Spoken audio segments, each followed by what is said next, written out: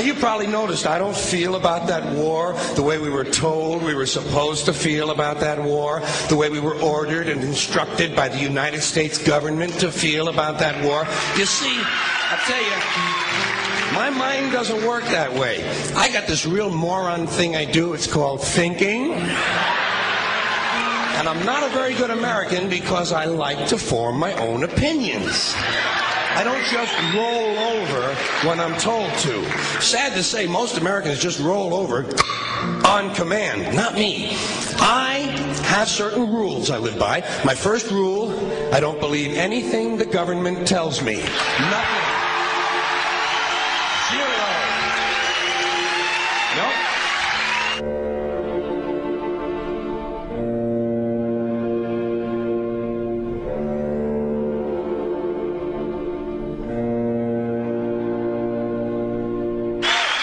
And I don't take very seriously the media or the press in this country, who in the case of the Persian Gulf War were nothing more than unpaid employees of the Department of Defense, and who most of the time function as kind of an unofficial public relations agency for the United States government. So I don't listen to them. I don't really believe in my country. And I gotta tell you folks, I don't get all choked up about yellow ribbons and American flags.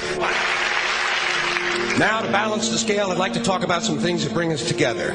Things that point out our similarities instead of our differences. Because that's all you ever hear about in this country is our differences. That's all the media and the politicians are ever talking about, the things that separate us, things that make us different from one another. That's the way the ruling class operates in any society. They try to divide the rest of the people. They keep the lower and the middle classes fighting with each other so that they, the rich, can run off with all the fucking money. Fairly simple thing happens to work. You know, anything different, that's what they're going to talk about. Race, religion, ethnic and national background, jobs, income, education, social status, sexuality, anything you can do, keep us fighting with each other so that they can keep going to the bank. You know how I describe the economic and social classes in this country? The upper class keeps all of the money, pays none of the taxes. The middle class pays all of the taxes, does all of the work. The poor are there just to scare the shit out of the middle class. Keep them showing up at those jobs. Politicians know that word. They use it on you. Politicians have traditionally hidden behind three things: the flag, the Bible, and children. No child left behind. No child left behind. Oh, really? Well, it wasn't long ago you were talking about giving kids a head start. Head start, left behind? Someone's losing fucking ground here. But there's a reason. There's a reason. There's a reason for this. There's a reason education sucks, and it's the same reason that it will never, ever, ever be fixed. It's never going to get any better. Don't look for it. Be happy with what you got.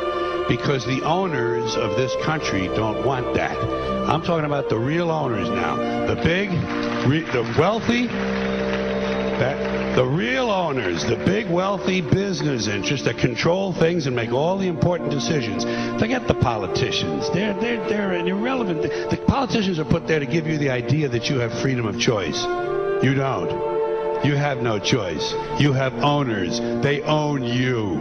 They own everything. They own all the important land. They own and control the corporations. They've long since bought and paid for the Senate, the Congress, the state houses, the city halls. They got the judges in their back pockets, and they own all the big media news, all the big media companies. So they control just about all of the news and information you get to hear. They got you by the balls.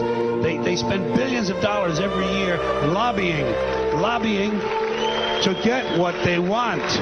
Well, we know what they want. They want more for themselves and less for everybody else. But I'll tell you what they don't want. They don't want a population of citizens capable of critical thinking. They don't want well-informed, well-educated people capable of critical thinking. They're not interested in that. That doesn't help them. That's against their interest. That's right.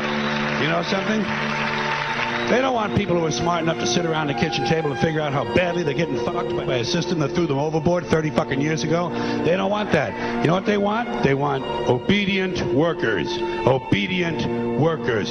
People who are just smart enough to run the machines and do the paperwork, and just dumb enough to passively accept all these increasingly shittier jobs with the lower pay, the longer hours, the reduced benefits, the end of overtime, and the vanishing pension that disappears the minute you go to collect it. And now they're coming for your Social Social Security money. They want your fucking retirement money. They want it back so they can give it to their criminal friends on Wall Street. And you know something? They'll get it. They'll get it all from you sooner or later because they own this fucking place. It's a big club, and you ain't in it.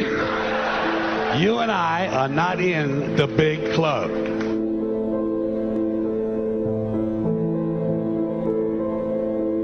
The greatest form of control is where you think you're free when you're being fundamentally manipulated and dictated to. One form of dictatorship is being in a prison cell and you can see the bars and touch it. The other one is sitting in a prison cell but you can't see the bar, you think you're free. What the human race is suffering from is mass hypnosis. We are being hypnotized by people like this. Newsreaders, politicians, teachers, lecturers. We are in a country and in a world that is being run by unbelievably sick people.